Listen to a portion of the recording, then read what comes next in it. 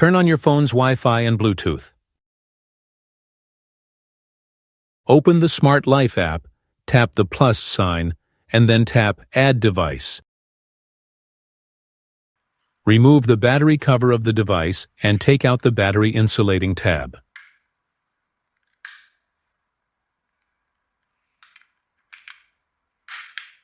Press and hold the device's reset button until the device icon appears on the app page. Tap on the device icon. Enter the Wi-Fi name and password, then tap Next. Wait for the connection to be successful. After a successful connection, tap Done to enter the device homepage.